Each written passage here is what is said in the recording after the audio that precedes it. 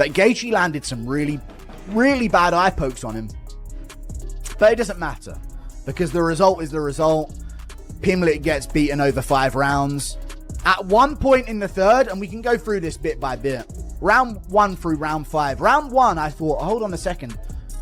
Gaethje looks odd. Like, Gaethje looks off in round 1. That was my whole thought process in round 1. Like, Pimblett's actually going to do this. He's landing shots. He's landing uppercuts and knees up the middle.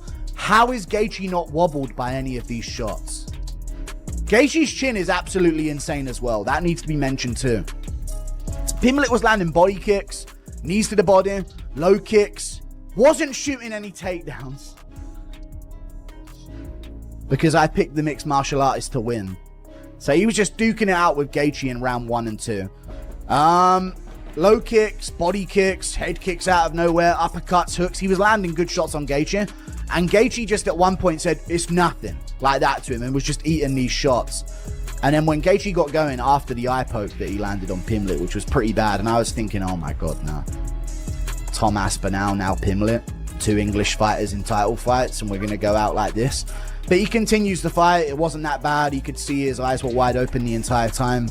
And he gets back into it, and he gets badly hurt with a punch. It might have been before the eye poke in the first round, but the one in the second round was really bad, and that's the more egregious one.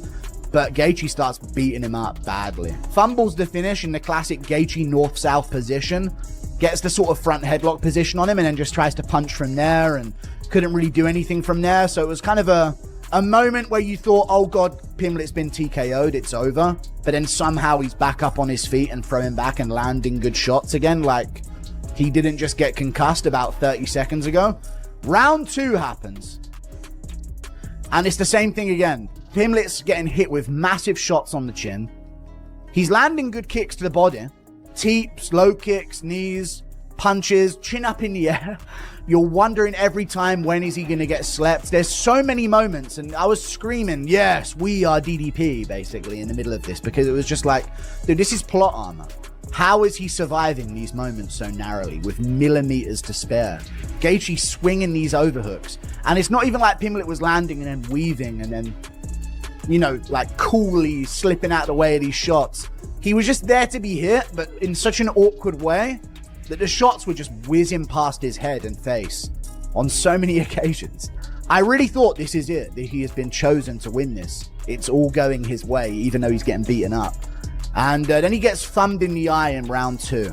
He delivered in the main event, capped off with a war. Just give us your thoughts on Justin Gaethje and Paddy Pimblett delivering a 5-round battle. Yeah, I mean, what a couple. So Paddy Pimblett at the weigh-in yesterday says, I'm going to knock this motherfucker out tomorrow. And I was like, that's interesting. And he never abandoned that game plan. Even when, you know, he got dropped a couple times, I kept waiting for him. I'm like, he's eventually going to have to shoot and try to submit him. Now he, you know, I didn't know Paddy Pimblett had a chin like that till tonight. And, yeah, absolute dogfight in a war, and much respect to both guys. The fight itself, I mean, you don't want to get in a Justin Gaethje fight, I imagine, right? Or do you? Like, is part of you like, yeah, let's go out there and let's have a Justin Gaethje fight? I'd love to have a scrap with him.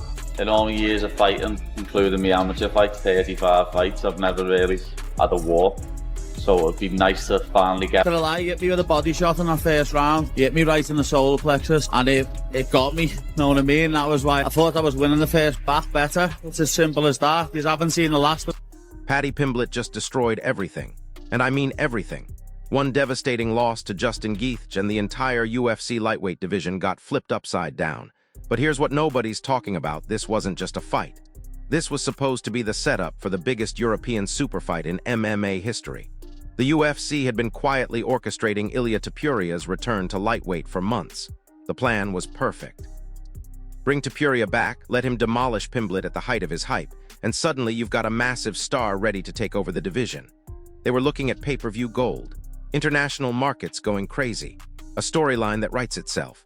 But all those carefully laid plans, all that money on the table, all those dreams of European domination gone in one brutal night.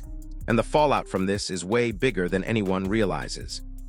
How many fights do we sit through, whether it be boxing or MMA, where you've got two fighters in there who are, yes, they're fighters, but they're not fighters to the level that some people are. There's some fighters who were willing to die to win a world title. That's what we were talking about in there tonight. They were risking it all. They never took a step backwards. They were constantly trying to brutalize each other. That was a throwback to the days when I first started watching MMA. Those are the fights that built the UFC. We're BJ Penn. We're talking a level of violence that blew a demographic of men away, where we were like, holy, to start watching fucking this cage fighting shit. This was a throwback to those classic old MMA. Ain't not have been the best technical fight you ever seen. Who gives a shit? Sean O'Malley's fight, the fight beforehand, very technical. Will anybody remember it? Will they fuck? No disrespect to Sean, he's a fucking talented fighter. But when it's do or die like that, it just fucking, it lives in the memory. And that's a fight of the year contender. We're in January.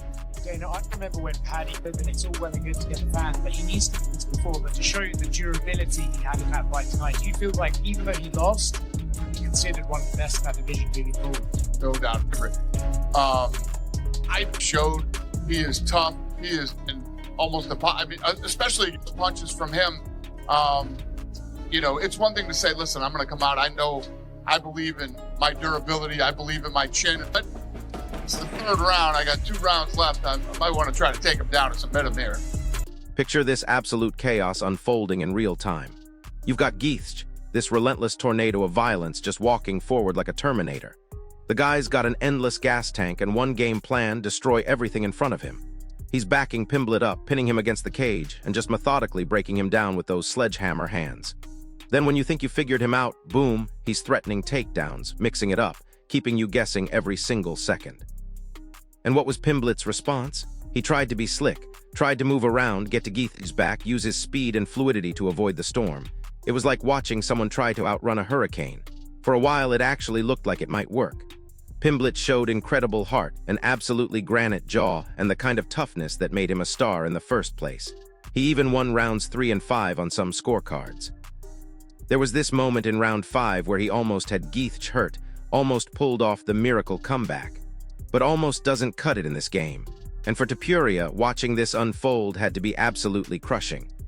Thoughts on Justin Gaethje and Paddy Pimblett delivering a 5-round battle? Yeah, I mean, what a couple. So Paddy Pimblett at the weigh-ins yesterday says, I'm going to knock this. That's interesting.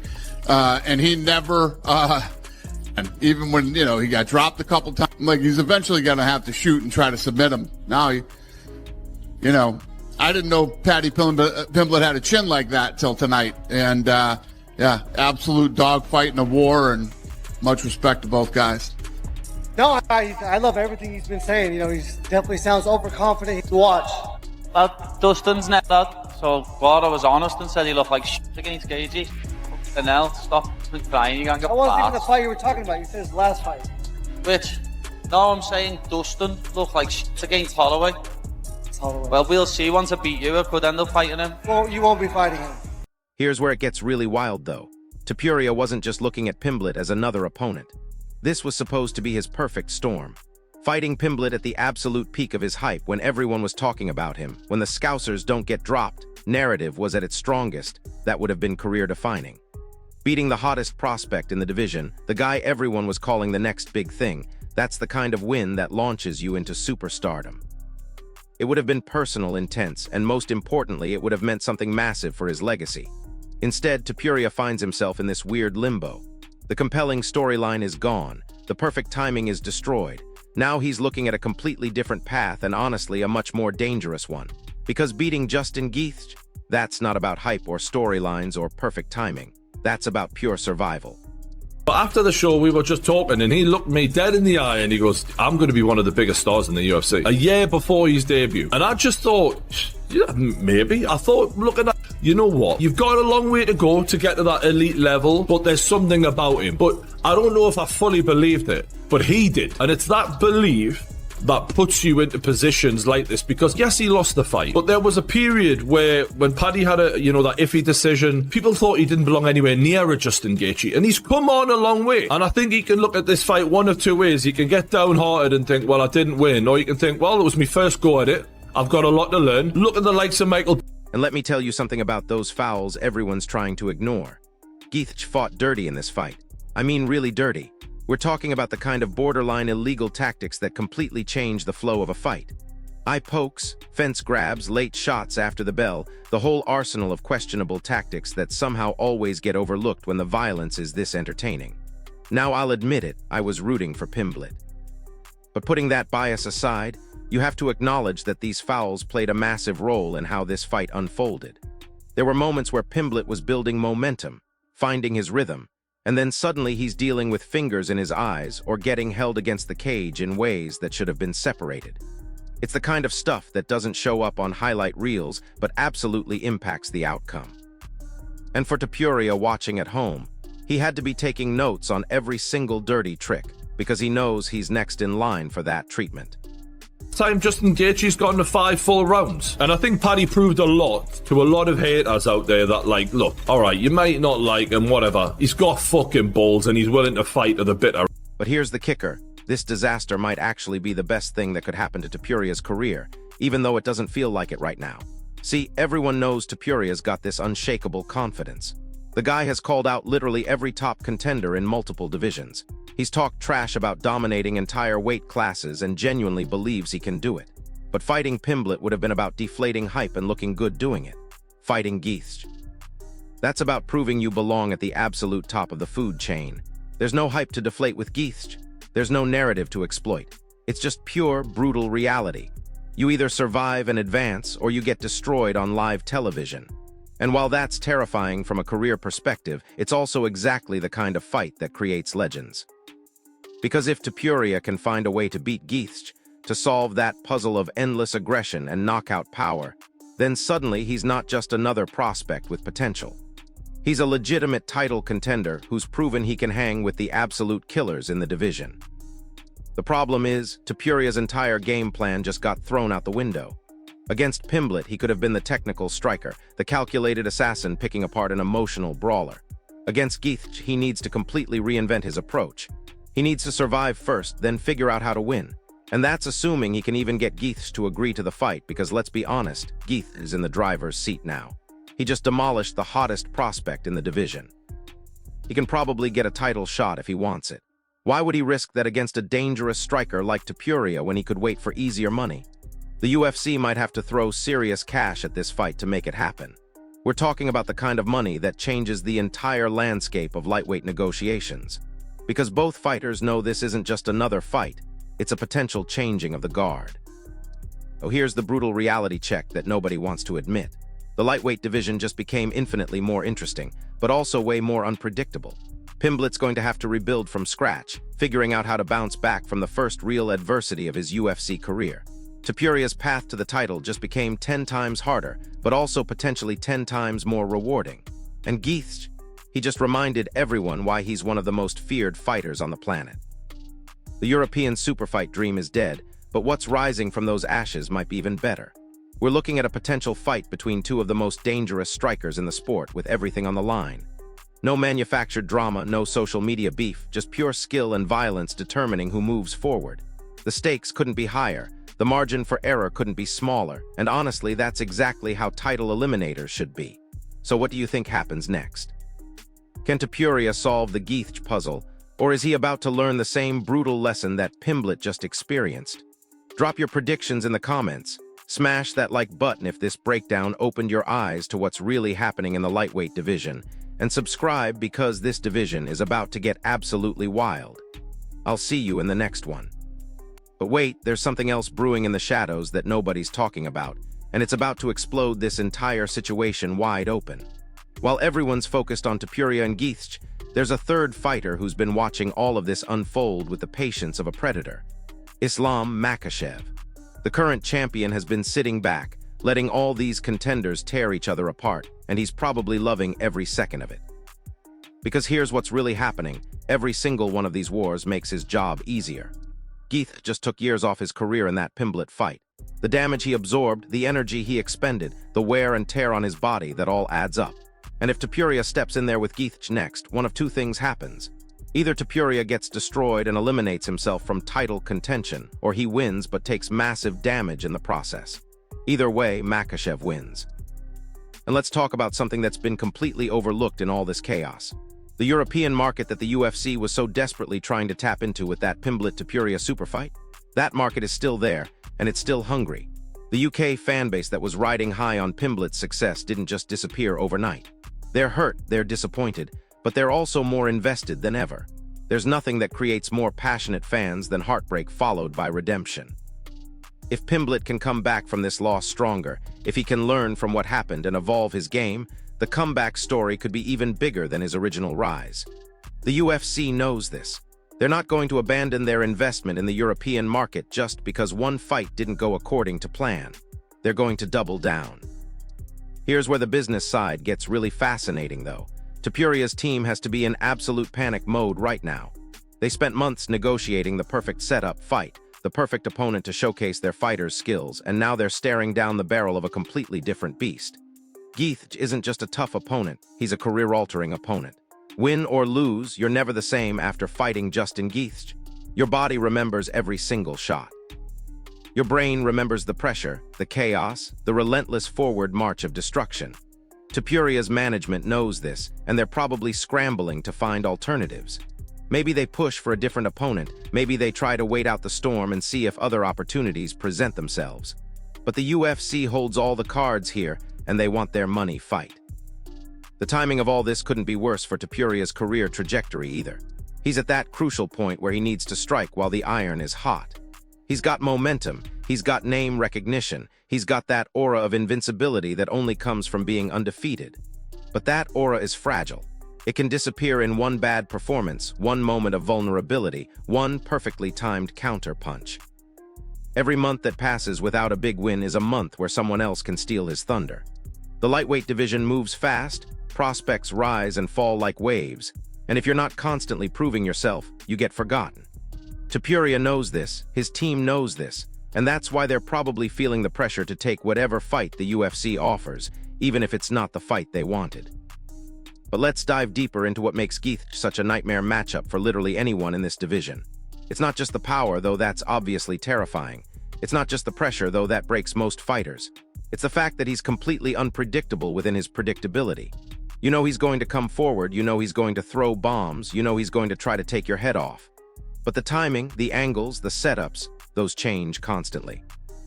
He's like a jazz musician playing the same song but improvising different solos every time. You can prepare for the general approach, but you can't prepare for the specific moments that matter. And those specific moments are where fights are won and lost. Against Pimblett, we saw Gaethje add new wrinkles to his game that nobody expected. The takedown threats, the clinch work, the way he mixed up his attack patterns. This wasn't the same one-dimensional brawler that some people remember from his early UFC days. This was an evolved, mature fighter who's learned how to use his natural aggression as just one tool in a much larger arsenal. For Topuria, that evolution presents a completely different puzzle than what he's probably been studying on film. How do you prepare for a fighter who's constantly adding new elements to his game? How do you game plan against someone who's unpredictable but effective in their unpredictability? And here's something that's flying completely under the radar, the psychological warfare that's about to unfold. Topuria's built his entire persona around being unshakable, unbeatable, supremely confident. He talks like a champion before he's won the title. He carries himself like he's already proven everything he needs to prove. That confidence has served him well so far, but it's never been tested against someone like Gaethje. Because Gaethje doesn't just try to beat you physically, he tries to break your spirit. He wants to see that moment when the confidence cracks, when the doubt creeps in, when you realize you're in deeper water than you've ever experienced. The mental battle starts the moment the fight gets announced, and it doesn't stop until someone's hand gets raised. The European angle adds another layer of complexity too. Topuria represents Spain, a country that's hungry for MMA success on the biggest stage. The pressure he's carrying isn't just personal, it's cultural. He's supposed to be the guy who breaks through, who proves that European fighters can hang with the best in the world at lightweight. That's a massive burden, especially when you're facing someone who's already proven himself against the elite of the division. Gaethje's resume speaks for itself. He's been in there with Ferguson, Chandler, Oliveira, the killer's row of lightweight. He's seen every style, faced every type of pressure, and he's still standing. For Topuria, this fight isn't just about advancing his career, it's about validating an entire region's MMA ambitions. The technical breakdown of this potential matchup is absolutely fascinating when you really dive into it. Topuria is a precision striker who likes to find his range, set up his shots, and pick his spots carefully. He's got excellent footwork, sharp combinations, and the kind of timing that comes from years of high-level training. But all of that goes out the window when someone's walking through your shots and pressuring you constantly.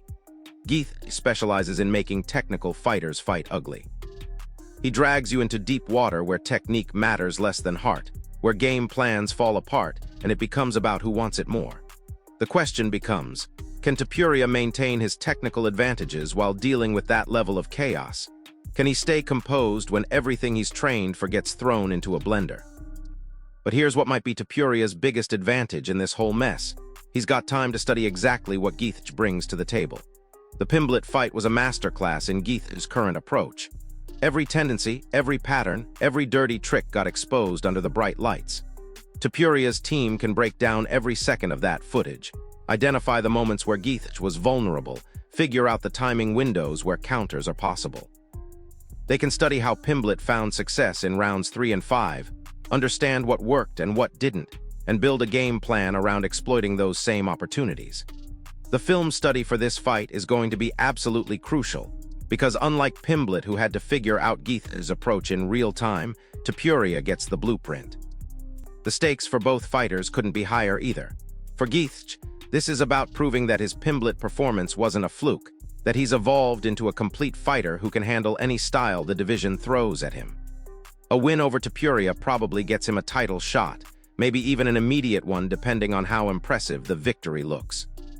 For Topuria, it's about proving he belongs in conversations with the elite, that his confidence isn't just talk, that he can back up all the bold predictions he's been making.